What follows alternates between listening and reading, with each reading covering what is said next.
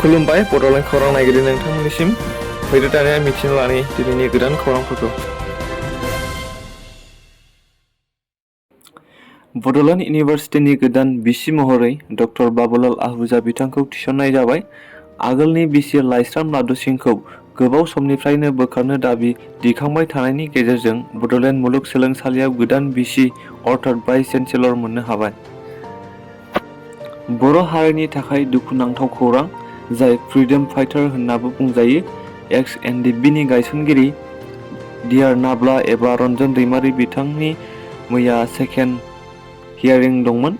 दुखुनांथाव बाथ्रादि बिथाङा मैयानि समावबो उदां अख्राङाव फैयाखिसै। बे खौरांखौ ससियेल मिडियानि गेजेरजों मिथिनो मोननाय जादों। बे रिमोनलां बिथाङा बे खौरांखौ मैया फोसावना होयो ससियेल मिडियानि गेजेरजों। बिथाङा फोरमायनाय बादिब्ला सिबिआइआ 9 मानसो सम बिबावदों, बेनिनो 28 नभेम्बरावसो लांबाय होनना बिथाङा फोरमायो।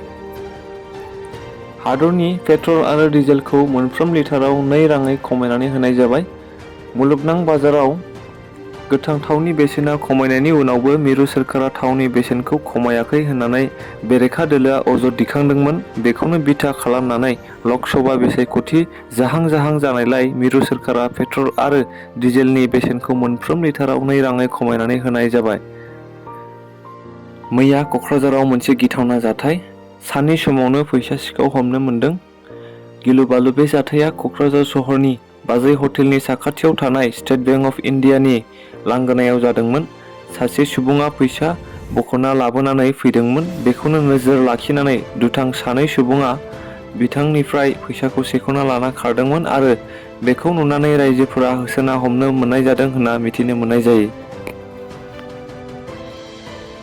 मैया क'क्राझार जिल्लानि सालाकाटि ब्लकनि सिङाव थानाय सा 200 फरायसाफोरनो 5,000 राङै चेक रानना होदों एमएलए लरेन्स इस्लारिया।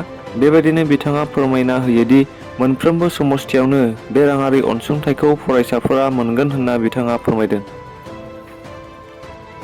राकेश ब्रह्मनि गोख्रों बिबुंथि। हाग्रामा महिलारिनि सायाव बिथाङा बुंदों दि बावैसो साननि उनावनो बिपिएफनि 2 एमसिएलए, एक्स-एमएलए आरो 3 एक्स-इएमफोरा हाग्रामा महिलारिखौ जोख्लोबना जोगदावना गारबोनानै इउपिपिएलआव जइन जाफैसिगोन होनना राकेश ब्रह्मआ फोरमायो। आरो बिथाङा बुंबावोदि चन्दन ब्रह्मआ इउपिपिएलनि जानानै खामानि मावगासिनो दं होननाबो बिथाङा बुङो। दिनैनि मिथिनो गोनां खौरांफोरा एसेनोसै। गोजोन्थों।